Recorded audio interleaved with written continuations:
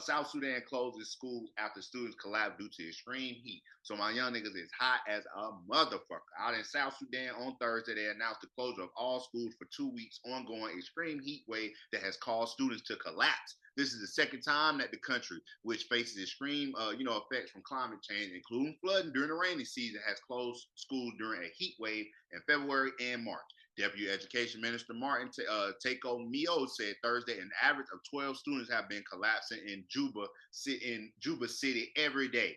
Most schools in South Sudan have makeshift structures made with iron sheets and do not have electricity that could power cooling systems. So you can only imagine how hot it gets when people are just trying to pursue their education.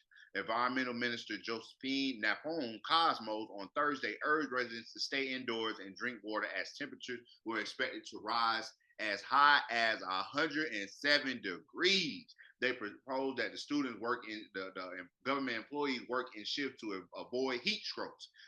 Education workers urged the government to consider amending the school calendar so that schools are closed in February and resume in April when the temperature decline. Have some damn sense, man. I wouldn't even be sending my goddamn kids to no school in no hot ass weather like that.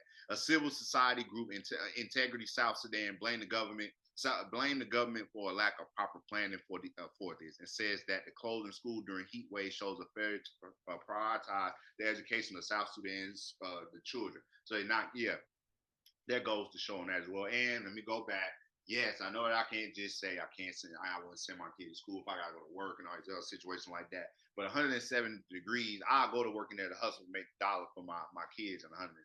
That's hot as a motherfucker. But I do not want my kids going to school during that time. The country's health system is fragile during the political instability. Nearly 400,000 people were killed between 2023 and 2018 when a peace agreement was signed by President Salva Kiir and his rival turned deputy Riek Machar. South Sudan's elections scheduled for last year were postponed for 2 years during the lack of funds. The country has been facing an economic crisis due to an interruption of oil exports after a major pipeline was ruptured in a neighboring war-torn Sudan. The pipeline was later repaired. Dang, man, South Sudan closed their school because it's too goddamn hot. Over 107 degrees, them kids hot as a motherfucker. Time to be at the crib. Y'all let me know what y'all thoughts are on this story. Would you send your damn kids to school? It's 107 goddamn degrees, or would you try to work something out? There's a lot of water drinking going on. Just to let you know that in certain parts of the world, it gets hot as a motherfucker. You know what I'm saying? Nothing you can really do other than try to get some better infrastructure, try to make sure that the schools have some goddamn indoor heat, some central air. It's N.y.a show.